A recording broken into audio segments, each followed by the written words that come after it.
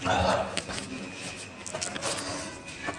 Everyone, this is Mohammad Arif. हम लोगों ने पहले ही पढ़ चुका है चैप्टर 16 एब्जॉर्प्शन एंड डाइजेशन, जिसमें डाइजेस्टिव सिस्टम को हमने दो टाइप्स में डिवाइड किया था। एक था एलिमेंट्री कैनाल एंड सेकंड था डाइजेस्टिव ग्लैंड। पार्ट 1 था एलिमेंट्री कैनाल एंड सेकंड था डाइजेस्टिव ग्लैंड। तो आज हम लोग पार्ट 2 पढ़ेंगे। पार्ट 2 हमारा है डाइजेस्टिव ग्लैंड।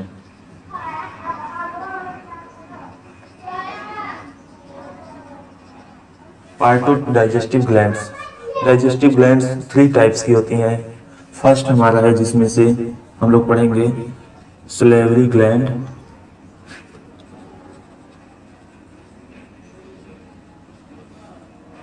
सेकंड है गॉल ब्लैडर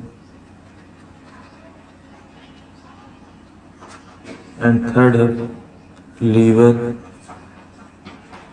4 टाइप्स का होता है, हमने 3 टाइप्स बता दिया, उसके लिए सॉरी भाई साहब। फोर्थ हमारा है पैनक्रियाज। और हमारा एक पोर्शन बचता है टीथ। टीथ के बारे में एक बहुत ही बड़ा डिटेल है, उसको हम लोग नेक्स्ट वीडियो में पढ़ेंगे। इसमें पढ़ेंगे तो बहुत ही बड़ा वीडियो हो जाएगा। कम वीडियो रहे, कम टाइम का वीडियो रहे, ताकि सबको पढ़ने में आसानी रहे। चलिए हम पढ़ाते हैं सबसे पहले सलेवरी ग्लैंड के बारे में।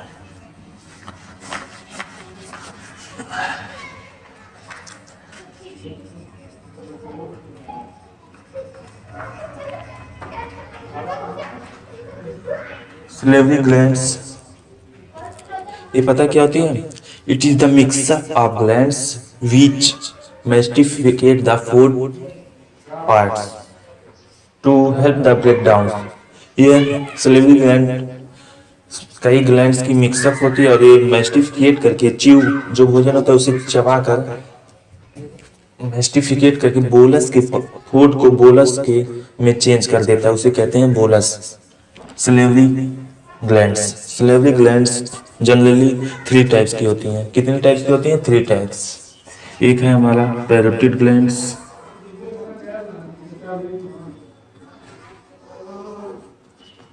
एंड सेकंड है सबलिंगुअल ग्लैंड,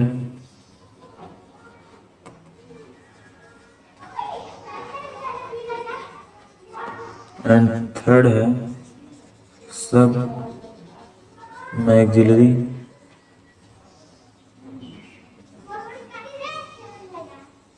ग्लैंड्स।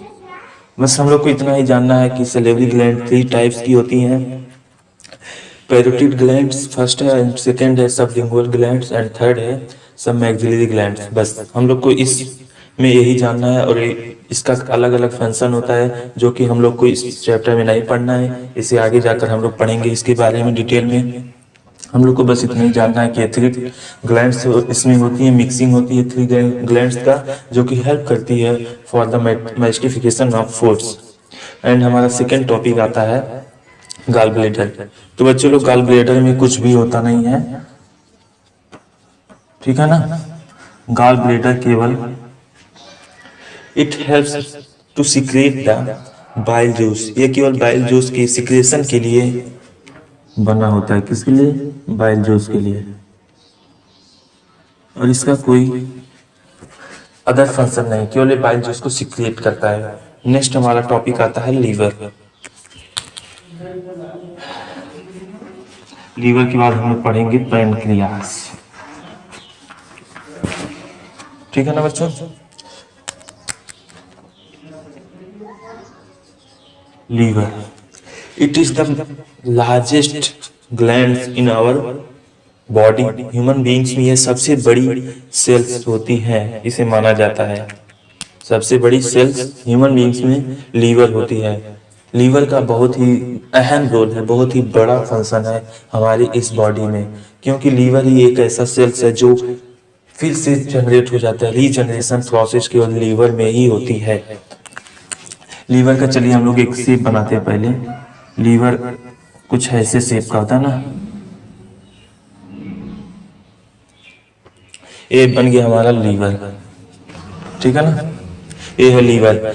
जैसे हमारी बॉडी में एक फंडामेंटल स्ट्रक्चर यूनिट होती है जिसे सेल्स कहते हैं, वैसे लीवर में भी एक फंडामेंटल यूनिट होती है जो कि यहाँ प्रेजेंट होती है।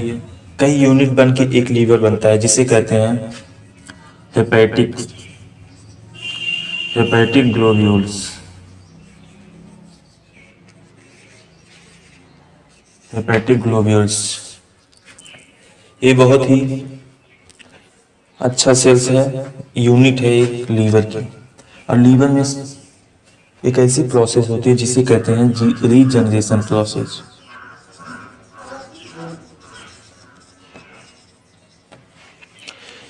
इसके अंदर एक रीजनरेट करने की एक्टिविटी होती है, मेटाबॉलिक एक्टिविटी होती है, जो फिर से, क्योंकि सभी लोग इतने एंटीबायोटिक दवाएं खाते हैं, बीमार पड़ते हैं, दवाएं बहुत ही ज़्यादा खाते हैं, जिसकी वजह से लीवर पर इफेक्ट पड़ सकता है।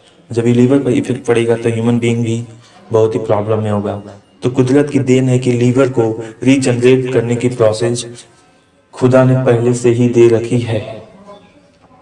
ये बहुत ही अच्छा पॉइंट है हमारे, और ये बहुत ही अच्छे वो चीज़ें हैं जो हम लोग को, गॉड को थैंक यू बोलना चाहिए इसके लिए, ताकि हम लोग कितनी भी बीमार पड़े दवा खाएं, फिर से लीवर पर प्रभाव पड़ेगा, फिर से वो रीजनरेट हो जाता है। और इसमें एक कुफर सेल प्रेजेंट होती है। क्या होती है? कुफर, KUFFER, कुफर सेल। ये इसका भी बहुत ही अहम रोल है हम लोग के बॉडी में। जब भी हम लोग फूड लेते हैं, इंटेक करते हैं, उसके साथ सर्टेन बैक्टीरिया प्रेजेंट हो जाती हैं जो हमारी बॉडी के लिए हार्मफुल होती है, और बहुत ही ज़्यादा हार्मफुल होती है हमारे बॉडी के लिए। तो ये जो कुफर सेल होती है ना, इसका बहुत ही अच्छा फंक्शन है। ये हार्मफुल बैक्टीरिया को मार देती है, डाई कर देती है, उस पर अटैक करके उसे मार देती है, ताकि हमारे बॉडी को ये नुकसान ना पहुंचा सके। इतना अच्छा इसका रोल है। चलिए, इसी के साथ हमारा टॉपिक खत्म होता है लीवर का। एंड नेक्स्ट हम लोग पढ़ेंगे पैनक्रियास।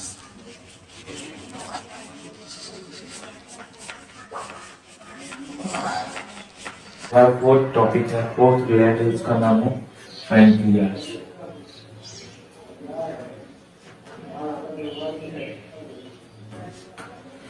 हमारा फोर्थ टॉपिक और फोर्थ ग्लैंड है, उसका नाम है पैनक्रियास।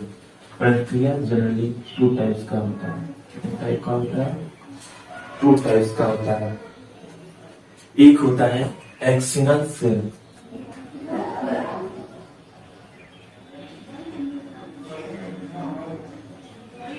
एंड सेकंड हमारा है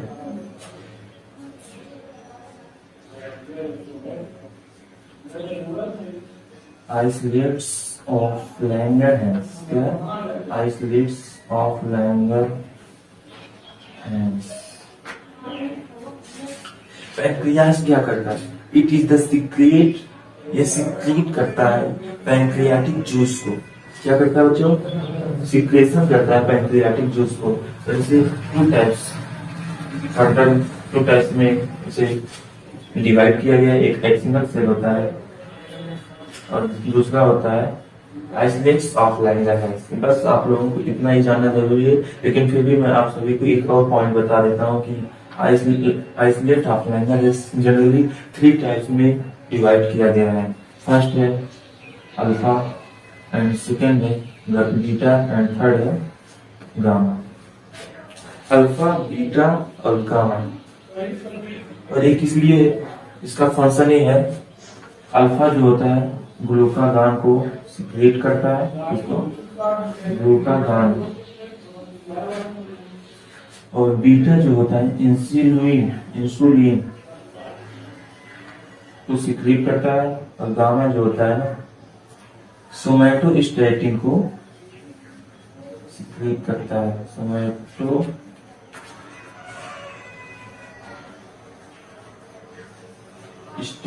की ये तीनों जो होते हैं सिक्रेट करते हैं। और सबसे अच्छा फंक्शन, सबसे मेन फंक्शन होता है पैनक्रियास का, वो होता है पैनक्रियाटिक जूस को सिक्रेट करना।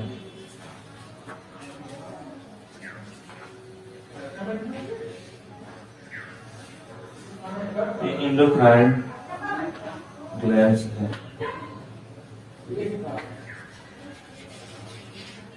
और आप सभी को एक चीज और बता दें, एक पैंक्रियाज जो होता है हेट्रोक्राइन ग्लैंड्स होती है, इसे it is also known as heterocrine glands. और क्यों कहा जाता है, ये भी तो क्वेश्चन है। पैंक्रियाज को हेट्रोक्राइन ग्लैंड्स इसलिए कहा जाता है क्योंकि ये endocrine glands and exocrine glands दोनों होती हैं। हेट्रो मतलब होता है डिफरेंट, अलग अलग। तो एक्सोक्राइन ग्लैंड्स का भी सीक्रेशन करती है एंड इंडोक्राइन ग्लैंड्स का भी सीक्रेशन करती है। बस हमारा टॉपिक आज का यहीं पर हो गया समाप्त। तो बच्चों आप लोगों को एक प्रॉब्लम बता दूं मेरी, वो प्रॉब्लम ये है कि अभी आप लोगों को स्टार्टिंग में थोड़ा सा ये जो व्हाइट बोर्ड है छोटा लग रहा है। आप सभी को प्रॉब्लम क्रिएट होगी समझने में और देखने में, क्योंकि क्लियरली नहीं दिखा पाएगा। मैंने पहला जो लेक्चर बनाया हुआ था उसमें मैंने देखा, मैंने तो पढ़ाते चला गया, बताते चला गया आप सभी को, लेकिन उसमें आप सभी को एक प्रॉब्लम होगी। उसमें मैं जो भी लिख रहा था वहाँ बस जला हुआ था, रिफ्लेक्ट कर रहा था, व्हाइट सब था, जो कि दिख ही नहीं रहा था।